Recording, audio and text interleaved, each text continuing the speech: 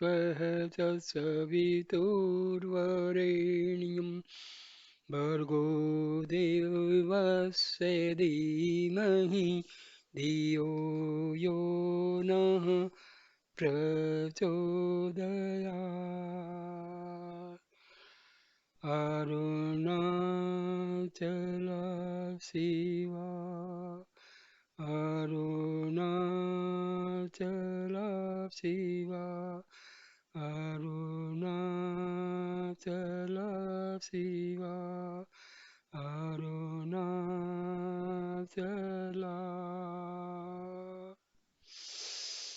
ॐ भूर्भुवः स्वः तत्सवितुर्वरेण्यं भर्गो देवस्य धीमहि धियो यो नः प्रचोदयात्। ॐ शान्ति शान्ति शान्ति।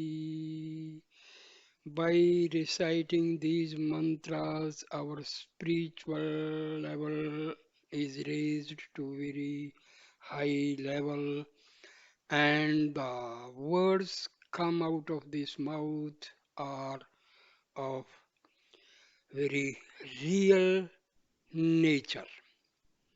So, dear friends, today I am giving you a video on Arunachala Akshara Manamalai of Maharishi Sri Bhagwan Ramna.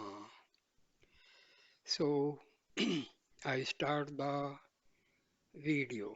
Most of Bhagwan Sri Ramna's compositions were written in answer to a query put, a doubt raised, or a request made by some devotee or other.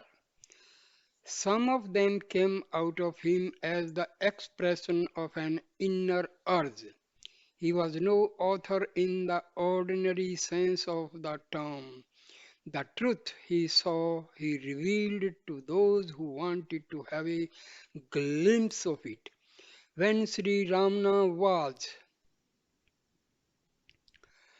staying at the Virupaksha cave on the Arunachala hill, the devotees who were then with him desired that he should compose a song which they could sing while going out for begging alms. But there was no response then. Subsequently, however, when he was walking round the sacred hill one day with devotees following him, the litany Arunachala Aksarmanamalai, being divinely inspired, welled forth from him spontaneously. Referring to the manner of this composition, he himself later on said that it was not the result of any premeditation or conscious cogitation, but that it came out of his heart unexpectedly and spontaneously. Of the hymns on Arunachala composed by Sri Ramana, the Arunachala Akshara Manamalai was the earliest. The very name Arunachala had fascinated Sri Ramana right from his childhood. It was in search of Arunachala that he had left his home as a lad of 17.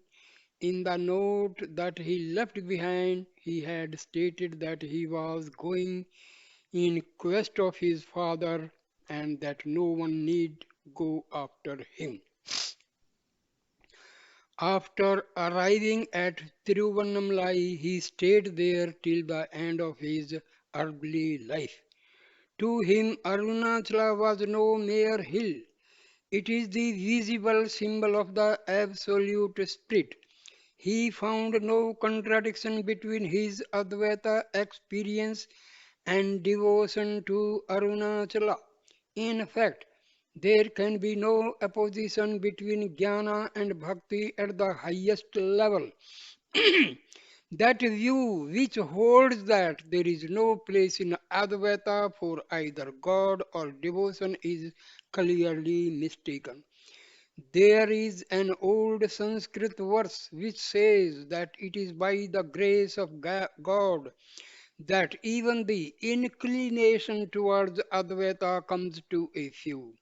What is called God in the language of religion and mysticism is the same as the absolute of Advaita. In bridal mysticism,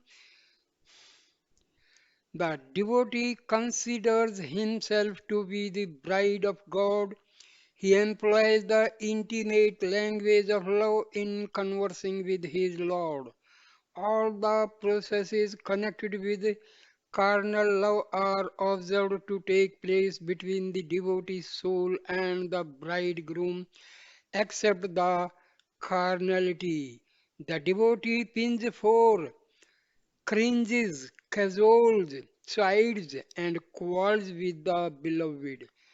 There are courtship, union, separation, and reunion. In that phase of mysticism, which is known as bridal mysticism, the mystic revels in the love play with the divine.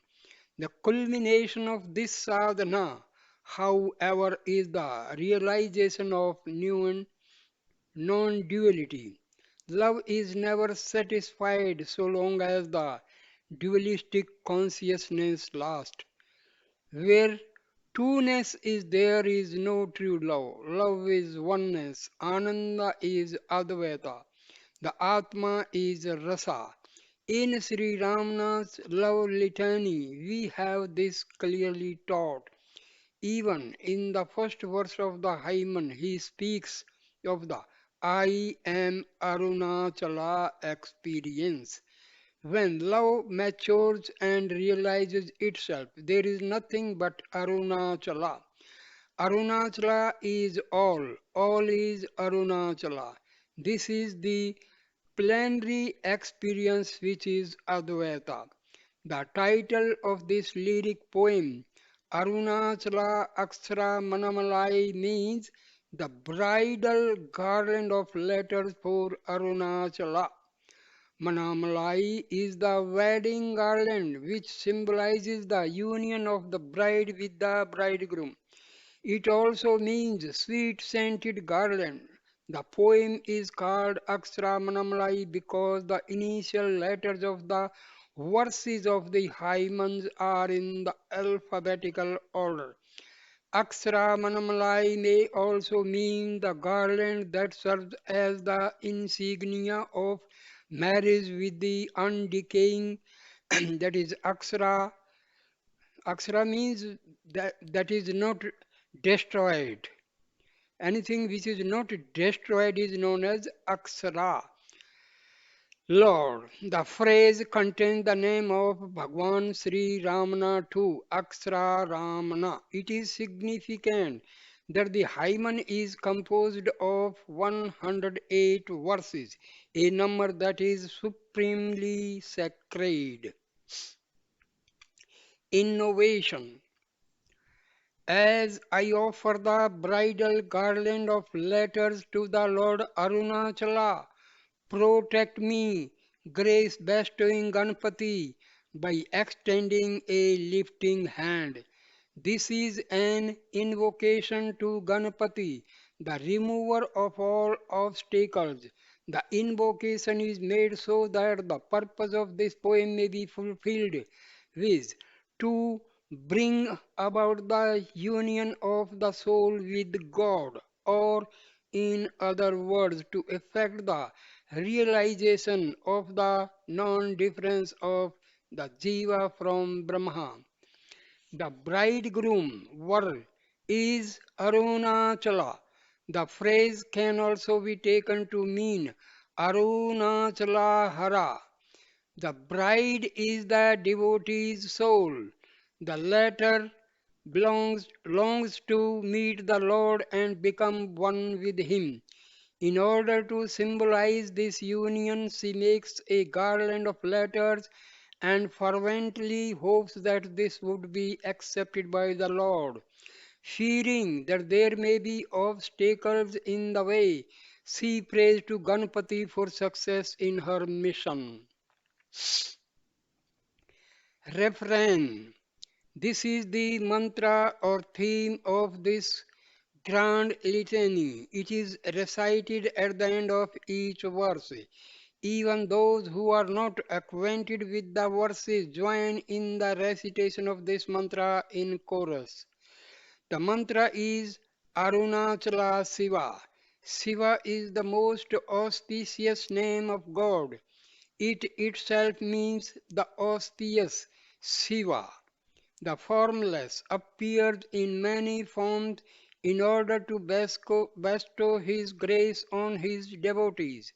At Tiruvannamalai, the form he assumed is that of light and fire, the light that reveals the truth, the fire that burns away all impurities.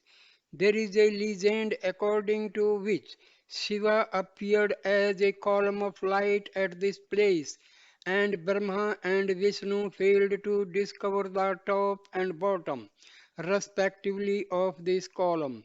The source of Linga worship is to be traced to this legend. The Linga is the symbol of the luminous Shiva, who has neither beginning nor end. The Arunachala hill is itself a linga of Shiva. It is believed that in Krita Yuga it was a hill of fire, in Treta Yuga a hill of gems, in Dwapara Yuga a hill of gold, and that in Kali Yuga it has become a hill of stone. To mark the association of the hill with fire, a lamp is lit at its top once a year. Arunachala, the fire hill, is the symbol of the immutable reality. To the devotee, Arunachala is the bridegroom. O Arun, now first verse meaning. O Arunachala, thou dost root out the anxiety of those who think I am verily Arunachala. It is God's grace that leads to self realization. The culmination of devotion, bhakti to God lies in the realization of the non dual spirit. Arunachala, the Supreme God, is the self of the so called individual soul. What prevents the soul from realizing this fact is the ego, born of ignorance. The ego, the pseudo I, has usurped the place of the real I. Usurped means it has stolen. The real I, God, the soul, identifying itself with the ego, has estranged itself from God. The purpose of devotion is to remove this estrangement and bring about the recognition of God as the real I. The final realization is of the form I am Arunachala. I and the Father in heaven are one. Here the word I denotatively and connotatively means God and not the ego. The supreme identity is the end of even bhakti. In some of the bhakti schools, four paths are taught: the path of the servant, Dasa Marga, the path of the good son, Satputra Marga, the path of the friend, Sakha Marga, and the path of good union, San Marga.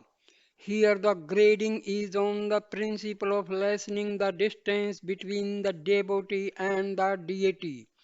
The goal, therefore, must be the annihilation of even the least distance between the soul and God. In other words, the aim is the realization of the supreme identity. What stands in the way of this realization is the ego, and what causes the ego to appear is ignorance. Devotion to God results in the destruction of ignorance, the root cause of the ego. Verse number 2. O Arunachala, like the words Ajgu, Tamil for beauty, and Sundra, Sanskrit for beauty, let me and thou be completely non-different. Non-difference is the goal of bhakti. The so-called Jiva and Iswara are one in reality. The oneness of the two, however, is not as endowed with adjuncts but as free from them. The Jiva's ignorance makes for the difference. When the ignorance is removed, the oneness is realized. Arunachala and the Bhakta, God and soul are not two subspecies determinatis. An example of apparent difference and essential non-difference is given. The Tamil word Asgu means beauty. The Sanskrit word Sundara also means the same. One who knows either language alone may imagine that the two words have different meanings. Most language controversies arise out of ignorance.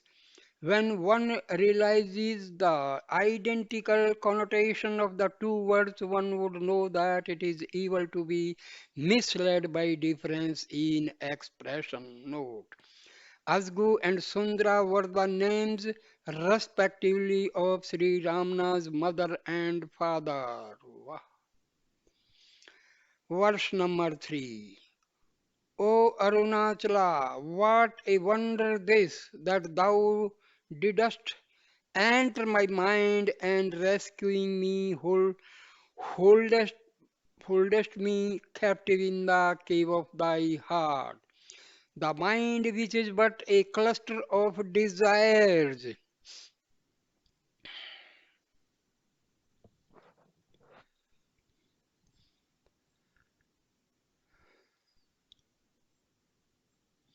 the mind, which is but a cluster of desires, and the home of unrest, is the Jiva's residence. The either of the heart, which is unsullied and pure, is the place of the Lord. It is in the cave of the heart that he is said to be hidden. Guhatita. His saving grace makes him lift the soul out of the slough of despond and draw her into his home, the heart which is the hall of bliss. The Lord expects nothing in return. His benignity knows no bargain, even under the slightest pretext. He is prepared to save the soul. In her empirical state, the soul is a captive of the roving mind. By the grace of the Lord, she is liberated from the mind's torture and is afforded safely and protection. This sanctuary of my soul, unwitting I keep white and whole, unlatched and lit, if thou should not care to enter or to tarry there. Sri Ramana left his parental home as a boy of 17, being rescued by Arunachala and remained unwaveringly thereafter at Tiruvannamalai. Verse number 4. O Arunachala, for whose sake didst thou rescue me? If now thou dost reject me, the world will accuse thee. God saves the soul by bestowing His grace upon her for no purpose of His own. He has nothing to accomplish, no end to achieve. It is for the soul's sake that He rescues her from bondage. Having rescued her, He will protect her forever. But the devotee soul is in doubt. having had to pay bitterly for her association with her fleeting companions, the denizens of the world, and having now regained the grace of the Lord, she is apprehensive that divine protection may be withdrawn from her. So she appeals to the good sense of her Lord. Do not reject me, saying, "You are no good, you have this defect and that." Having drawn me unto you, it is not proper that you should send me away. If you desert me, what will be the whole think of you? It will certainly blame you, and you pretty well know that it is interested in blaming you, and is only looking for a chance, at least for the fear of public opinion. You should not be inconstant to me. Verse number 5. O Arunachala, save thyself from this accusation. Why didst thou make me pine for thee, who will hereafter leave thee? The devotee soul is jealous of the reputation of the Lord. She would not bear to think that he, the most compassionate one, should be accused of harshness and desertion. Look at her own plight. If she had not been rescued at all, there would be no problem. She would have continued to enjoy the delights of the world, imagining that they constituted happiness. But the Lord has created in her a taste for the infinite by revealing Himself to her, and she has learned to pine for Him. Even the soul's ability to pine for Him is the result of His grace. Having now been accepted by Him, how can the devotee leave Him? As a Vasavana saint puts it, addressing the Lord, how can the soul that has taken refuge in your lotus feet, which yield immortality, desire anything else? When the lotus bloom is there filled with honey, the bee will not cast even as much as a glance at the sugarcane stalk. Verse number 6. O Arunachala, thou art one who showers grace which is greater than that of one's own mother. In this, then, thy grace, or such indeed is thy grace. The finest example in the world of love that is pure and unselfish is that of the mother. She is prepared and always ready and willing to make any sacrifice for the sake of her child. The child's welfare is her only concern. She is utterly indifferent to and unmindful of what may happen to herself. To the devotee, God is more than a mother. He is all grace and compassion. Dayamaya, an ocean of unbargaining love. Kripa Jalanidhi. He showers his grace without let or hindrance. He expects nothing from the devotee soul, nor even her allegiance. He creates the cosmos, protects it, and periodically withdraws it in order to enable the soul to progress and eventually gain the greatest possible benefit, that is, liberation. Advert, adverting to the fear expressed in the previous verse, the devotee soul now points out to the Lord that if he were to desert her, it would not be in keeping with his loving nature, which is even finer than that of a mother. So the devotee asks, is this thy grace? Or the words Iduvo Wundrul may be taken to mean, such indeed is thy grace, a grace that is greater than that of a mother. The Lord of the Rock Temple at Tiruchinapalli bears the name Matru Bhuteswara. Thea Manwar, the one who came as the mother. Verse number 7. O Arunachala, be thou firmly seated in my heart so that it may not run away, duping thee. The pranks that the mind plays and the ways that it adopts for deceiving itself are well known. Ordinarily, the mind moves out through the sense channels and gets distracted and dissipated. It is centrifugal in its tendency and allows itself to be dragged in different directions at the same time. The taming of the mind is a hard task. The disciplines that are prescribed in the sacred texts are designed to subdue the mind and make it one pointed. It is easy to perform miracles such as walking on water or sitting on fire, says a Tamil saint. It is easy to accomplish such difficult feats as making the elephant and tiger do one's bidding. But that skill is hard whereby one controls one's mind and sits still. In the Bhagavad Gita, Arjuna complains to Sri Krishna. Unsteady verily is the mind, turbulent, tenacious, and strong to control. It is as difficult, I think, as it is to curb the wind. Sri Krishna agrees with Arjuna and says, without doubt, the mind is difficult to subdue and unsteady, but it can be controlled through practice and dispassion. In the Sivananda Lahari, Sri Sankara likens the mind to the monkey that jumps from one branch of a desire to another, goes from one hill of passion to another, roams about in the forest of delusion, and is extremely active and mischievous.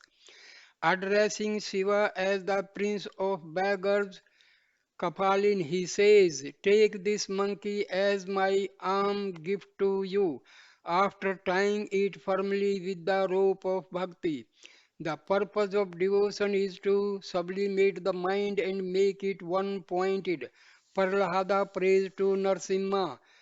The love that the ignorant bear for the objects of sense, may that love that flows towards you as I contemplate you remain constant without leaving my heart. In the present verse, the Lord is implored to sit tight in the heart so that the heart may not go astray. Even the Lord has to be vigilant and keep constant watch over the doings of the heart. The heart may run away if the hold on it is slackened even a little. It is deceitful and may want to deceive even God, deceiving you. If the words are split as Unneye Matri, the phrase would mean changing or transforming even you. Verse number 8. O Arunachala, reveal thy beauty so that the mind which is by nature roving may get quiescent, seeing the uninterruptedly. The mind runs without rest. It revolves round the objects of sense, imagining that its happiness lies there. As desires arise, it seeks to fulfill them, hoping to derive satisfaction that way. But the more it gets, the less contemplate it becomes. The faster it runs, the more it re- the more restless it finds. All this mad rush for sense objects is born out of a false view which presents those objects in an attractive way. It is the bliss that is the self Atmananda that is reflected in the objects Vishyananda, and it is this reflection that fascinates the mind.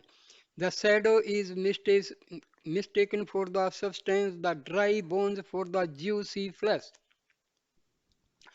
The mind gets disappointed each time it gains its wish, yet the lesson is repeatedly forgotten, and the same story of striving, gaining, and losing goes on. In order that the mind may be weaned from sense objects, God is implored to reveal His beauty. In truth, there is no beauty other than God. The so called beautiful objects of the world are but pale reflections of the splendor that is God, broken arcs of the perfect orb. God is Bhuvana Sundara, the beauty that can ravish the entire world. He is Rasa, the sweetness that surpasses every taste. Brahmananda, the bliss that is without limit. Nitya Nitatisaya Sukha, happiness that is never excelled. The saints who have seen God have described him as a Manmatha Manmatha, the Cupid of Cupid, and Madana Mohana, the beauty of beauty. For the sake of saving souls by enticing them, God is born in the world as Avatara. The names of sub-avatars as Rama and Krishna indicate their purpose also, which is to bring delight into the hearts of beings. Shiva as Sundresha, the Lord of Beauty, is said to have performed his sports in Madurai, the city of sweetness, so that all might be happy. Sometimes God taken an awful form in order to show that there is beauty even in ugliness. Looking at the Narsimha, man lion form of the Lord, Lakshmi began to shudder and was afraid to approach it. But the boy Prahlada danced with joy, ran to the Lord and sat on his lap. Sri Krishna revealed to Arjuna his cosmic form, Visvarupa, after granting him the divine eye, Divya Chaksu.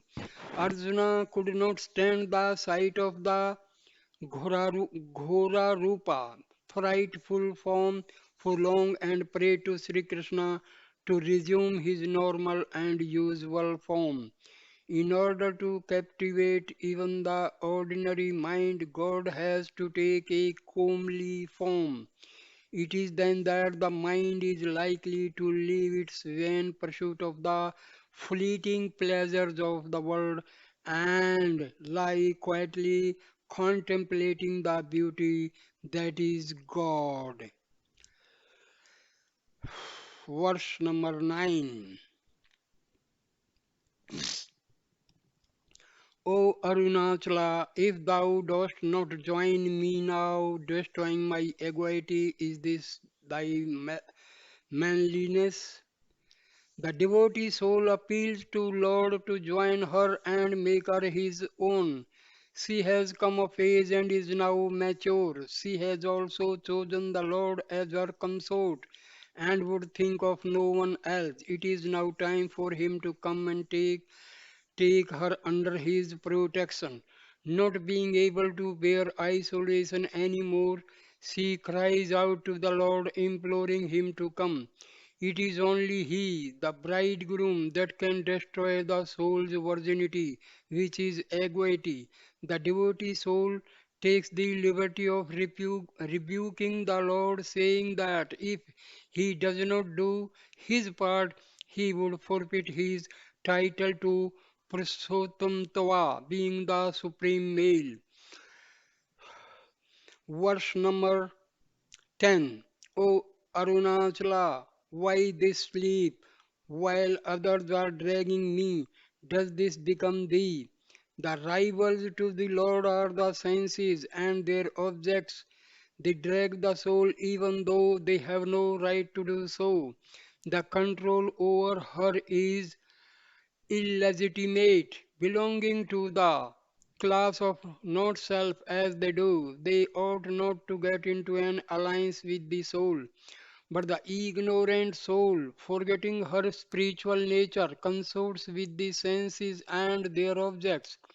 The latter hold her captive to their whims and fancies. When the soul realizes her sorry plight, she becomes a devotee and remembers that she belongs to the Lord. If she belongs to the Lord, why has he not come to her rescue?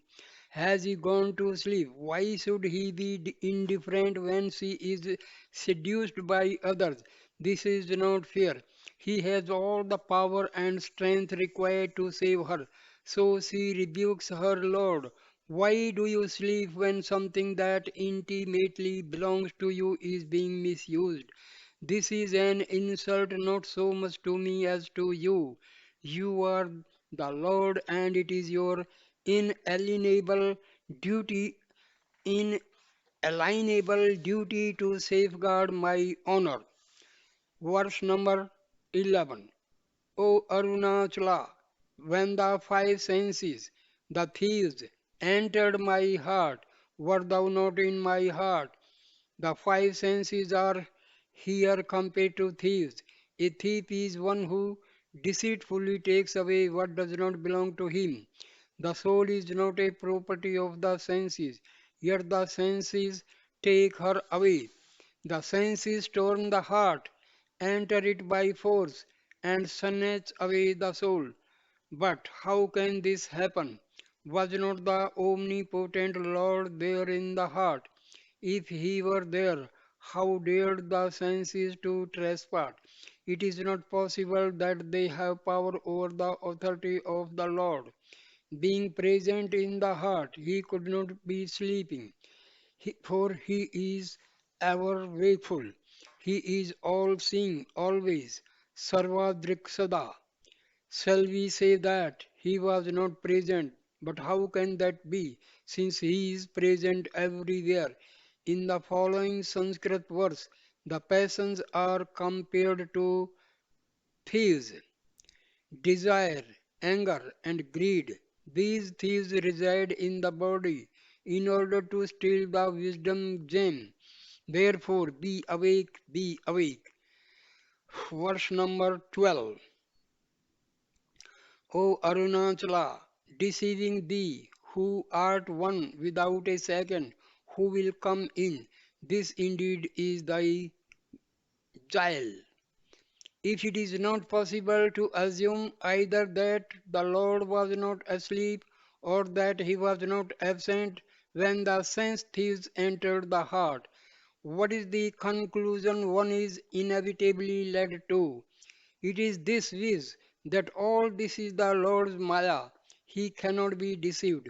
Who or what is there to deceive him, since he is all? He is one without a second. The world of plurality is his play. The world drama, including the dance of the senses, must therefore be his device for awakening the soul from her stupor. One of his appellations is that he is the stage manager of the drama of deceit. Kapta Natka Sutra Dharin. The, the Staradvya called him the Lord of Thieves. Taskramanpati. Verse number 13. O Arunachala, thou art the meaning of the sacred syllable Om. Thou art without an equal or superior. Who can understand thee? By innumerable names has God been designated. To signify this is usually said that he has 1,000 names. Of all these names, the most appropriate is the sacred syllable Om, called Parnava. Parnava is his name, says the Yoga Sutra. The Mandukya Upanishad begins by saying, Om is all this, what was, what is, and what will be. It is also what transcends the threefold time. The sound Om consists of three letters or matras, A, U, M. This is also a fourth part which is soundless amatra. The three letters stand respectively for the three manifestations of the self, both in the order of individual existence and in the order of cosmic appearance. The self is Visva, Tejasa, Prajna of the waking, dream, and sleep states respectively, and Virat, Hiranyagarbha, and Avakrita, the cosmic counterparts. Om is what is beyond these as well as also their inner reality, Turiya, the fourth. Om is the name of the nameless. It is a name and yet not a name. Hence, it is the nearest to the nameless reality. The absolute reality has no form, but limited and formed as we are. We have assigned myriads of forms to it. Myriad means many. Of all these representations, the linga is the most appropriate because it has form and yet no form. While the other representations have their particular names, the linga signifies simply the sign or symbol. The origin of the linga is traced to the column of light in the form of which God appeared as Arunachala. So the original linga is Arunachala. What linga is among spatial representations of God that Om is among his names. Arunachala is thus the meaning of the sacred syllable Om. Since Arunachala is all, there is nothing that is equal to him, nor anything that is superior to him. He is not one among many, he is the one without a second. Addressing the Lord, Arjuna says in the Bhagavad Gita, there is no one equal to thee. How can there be anyone that is superior? The Vedanta teaches that God or the Absolute is the sole reality. It is not easy to understand this reality. Brahma is that whence speech and mind return, not being able to reach. It is the transcendent reality that defies description. It is that which the mind is powerless to understand, but which yields to mind the power of understanding. It is the mind of mind, the understanding of understanding. Verse number 14. O Arunachala, bestowing on me thy grace like a mother, to redeem me is thy duty. In verse 6, God was described as one who is more than a mother. Here again there is the comparison with mother. A mother's love is the summit of human love. We who approach God from the human angle do naturally apply to Him all that is best and noblest in human nature. Here is a prayer to God, and He should protect His devotee who is His child. God is the universal parent, He is the mother as well as the father. Saving the children is not an optional function of the parent. It is her duty. So the devotee reminds God of what is but his duty, a duty not imposed on him by an external authority, but one which is his own ordinance. The expression unvaipol may also be taken to mean as on mother, when the interpretation of the text would be this: as you bestowed grace on mother, so bestow it on me too and save me. That is your duty. The reference here is to the story of Parvati gaining half the body of Shiva at Arunachala. Verse 15. O Arunachala, being the eye of the eye, without eye thou seest. Who can see thee see? Of all the sense organs, as the saying goes, the most important is the eye. What light is for the external world, that the eye is for the living individual. The eye is even more important than light, for what is the use of light if there be no eye to see? The eyes may be wide open and in a sound condition, but if the mind be absent, they cannot see. While without the eyes, the mind can see. Without the mind, the eyes cannot see. In dreams, the physical organs do not function, but the mind creates its own organs and causes experience. The mind, too, is not an independent light, it borrows luminosity from the self. In sleep, the mind does not function, yet there is experience, the experience of the non existence of objects. That experience is the self. God is the self. The I that never fails. As Sri Ramana says in the 40 verses on existence, the self is the endless I. Antamilak Khanna. In the present verse, he observes that Arunachala is the eye of the eye, answering a question about the moving power behind the sense organs and mind. The Kena Upanishad seeks to indicate the nature of that power which is Brahma by saying that it is the ear of the ear, the mind of the mind, the speech of the speech, the breath of the breath, the eye of the eye. The third eye assigned to Lord Shiva is a symbol of the fact that the Supreme is the eye of the eye. The eye derives its ability to see from God, but God does not depend on the eye for seeing. God sees without the help of the eye. God, the self, is pure experience. He makes all experience possible, but he himself is not an object of experience. Only the conditioned can be experienced.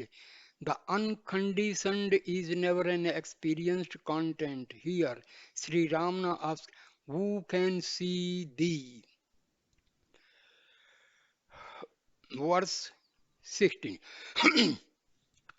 O Arunachala, like magnet which attracts iron, thou shouldst draw me and without letting me go, be in union with me. One of the familiar similes for bhakti devotion is the attraction of iron filings by magnet. This figures as one of the five found in a verse of Shivananda Lahiri. The seeds of the Ankola tree on falling to the ground go and attach themselves to the trunk of the tree. The needle sticks to the magnet. The chaste woman thinks constantly of her Lord. The creeper winds itself onto a tree. The river flows unceasingly towards the ocean. When the mind in a similar way remains at the feet of God without moving from there even for a moment, that is bhakti. The point to be noted about the simile of the magnet is that without itself moving, the magnet draws the needle unto itself. The nature of the needle is such that it gets influenced by the magnet. God is the unmoving Achyuta principle, yet his influence moves the devotee soul, who in turn seeks him alone to the exclusion of all other ends.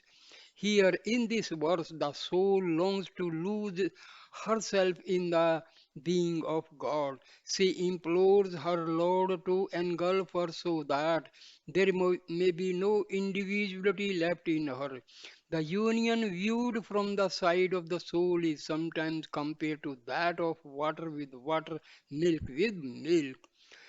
Verse 17. O Arunachala, ocean of grace in the form of a hill, graciously bestow thy grace on me. The Lord appeared as the hill of light. The analogy of the hill is designed to remind us of the majesty, magnificence, and magnitude of God. The splendor of Arunachala is immeasurable. He is beyond the reach of speech and mind. Even the gods could not gauge his greatness. He seems to stand afar, towering over everything. He is transcendent, yet he is immanent. There is nothing nearer than he, for he is the self of all. He is the vast sea of mercy. the ocean of grace. The mythical milk ocean is the symbol of benignity and benevolence. God is compared to the ocean by virtue of his graciousness and goodness. If he is the height of wisdom, he is the depth of feelings also. He encamp encompasses all, engulfs all. It is on His grace that all subsist. There is no prayer that is more efficacious or noble than the one for the descent of His grace. People often pray for petty things. This is no doubt better than not praying at all. But the best prayer is that which is not motivated by the spirit of the market. One ought to pray because one ought to. Grace is the complement of prayer. The devotee soul prays to God for nothing but God who is grace, and the prayer itself is made possible because of grace. Verse 18. O Arunachala, the gem that shines below, above everything, do destroy my baseness. To us of the plains, the mountain top is above and the ocean bed below. Limited as we are, we make such distinctions as high and low, far and near, before and after, good and bad. To God, however, who is omnipresent and all pervading, there are no distinctions whatsoever. He is the same everywhere, always, and in all things. In fact, there is no other to him. He is the one without a second. He is the self-luminous consciousness. Here the comparison to the luminous gem. Its light does not discriminate between one and another, although it is highly precious. God, the Atma, is Swanjyoti is self-luminous. In the words of Upanishad, it is below and above, it is before and behind, it is to the south and to the north. The self is all this. Although the self-effulgent intelligence is always there, we close our eyes and complain that we do not see. Nescience, avidya, blinds us. It is the root of all evil and sin. It constitutes the basic baseness. The devotee soul appeals to God for the removal of avidya. She reminds him of his promise. Surrendering all dharmas, seek refuge in me alone. I will release you from all sins. Do not grieve. Verse 19. O Arunachala, destroying my sins completely, save me by making me good. O thou that signest in the form of the Master, destroy my baseness, pleaded the devotee soul with the Lord in the previous verse. The same plea is repeated here. The basic baseness is nescience with avidya. Here it is referred to as sin or defect. Kutram. Nescience is the root of all other sins. Nescience means ignorance, avidya. Seva Siddhanta enumerates three primary defects of the soul: Annava, Maya, and Karma. In Advaita Vedanta, three generations of defects are often mentioned: avidya, kama, and karma. Karma consists of the deeds that we do and their residual impressions. Desire, kama, is the seed of this. It is in its turn is the result of the wrong identification of the self with egoity, etc., which is nescience, avidya, or ignorance, ajnana. Thus, nescience is the original sin, mula mala. All other sins will vanish only when nescience is completely destroyed. Nescience is compared to the darkness that blinds, the note that binds, etc. Wisdom is the light that will dispel this darkness, the sword that will cut this note. It is by the grace of God that wisdom is gained. Wisdom is the supreme good. To use a saying of Socrates, knowledge is virtue. The natural goodness of the soul is revealed when the defects are removed. God removes the defects functioning as the Guru. The word Guru means the one who destroys the darkness of ignorance. The one who destroys ignorance cannot be himself subject to ignorance. This is God, the Supreme Self, God, Guru, Atma. These are but the different forms of one and the same reality, the reality that as the world teacher is called Dakshina Murti, the truth that is all the pervading like the ether. Verse number 20. O Arunachala, without letting me fall to the wiles of those who are cruel and deceitful, bestow thy grace on me and be in union with me. The world is too much with us. We fall into its wiles, not knowing that that way lies our doom. Our senses drag us away from what is good and permanent, the Supreme Self. Our mind becomes captive to the passing shows that only distract and demoralizes. The play of Maya deceives us, its agents, the objects spread a net as it were in which we are caught. Having made slaves of us, they harass and wreck us without mercy. Who can save the devotee soul from this sad plight but God, her Lord? So she appeals to him to come to her succor and save her from her dire distress. If only she could get reunited with her Lord through his grace, no harm would happen to her. Verse number 21. O Arunachala, although I implore thou as one deceitful, dost not show mercy, saying, do not fear, bestow grace on me. This is praise in the form of blame, Ninda Stuti. It is not that God is deceitful or that he is unmerciful. Arunachala has already been described as the ocean of grace. If the field has not been prepared and if the needs seeds do not sprout, it is not the fault of the gentle rain.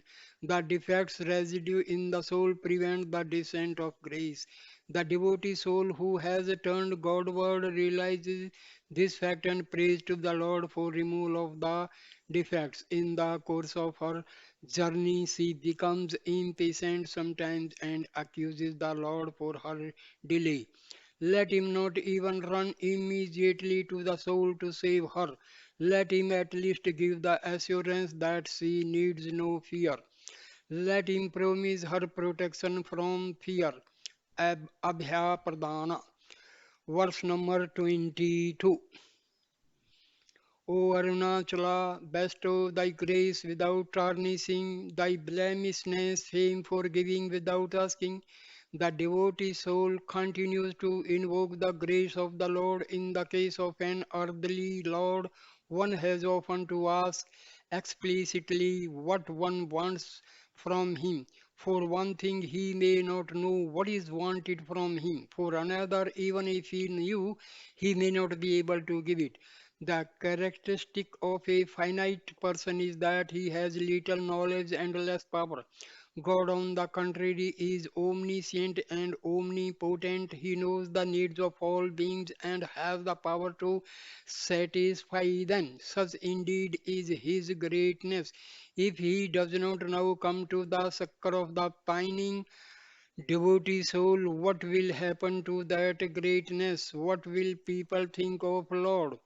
Will they not either belittle his knowledge or accuse him of heartlessness? So, at least to safeguard his reputation, he should shower his grace on the devotee soul. Verse number 23. O Arunachala, grant thy grace that I may become mad with joy drinking thee, the genuine juice as from a fruit on the palm of one's hand. The fruit on the palm of one's hand is the usual simile for anything that is crystal clear and has been attained without doubt. The fruit that is ordinarily mentioned in this connection is the amalka, ambilic myrobalan. In the present context, however, a fruit like the grape would be more appropriate. God is compared to fruit juice because of his delight-giving nature. He is the supreme essence, rasa. The Taittiriya Upanishad declares, the essence is he. Having obtained the essence, one becomes happy. Who can breathe in or breathe out if this happiness in the heart ether were not? And it is he that brings in happiness. Verse number 24. O Arunachala, determined as thou art to kill thy devotees, how am I to survive after embracing thee? The goal of Advaita mysticism is the identity realization, which means the transcendence of even the devotee-devoted relationship. This is the significance of the sentiment that God is determined to kill his devotees. The ego of the devotee is totally destroyed by God's grace. Thereafter, how could difference exist? Although we speak of spiritual marriage, there is good deal of difference between what we know as marriage and spiritual union. In the latter, there are no two entities, while the former requires two. There is no individuality left in the devotee soul after the divine embrace. The act of embracing the divine is a process of self noting. Sureswara in his Brihadvartika makes the sage Yajnavalkya address the following verse to his wife Maitreyi. Impelled by her great love for Shiva, Parvati wrought herself into half his body. But you long for gaining the whole of my being with your whole self. Verse number 25. O Arunachala, thou art without anger and art endowed with all auspicious qualities.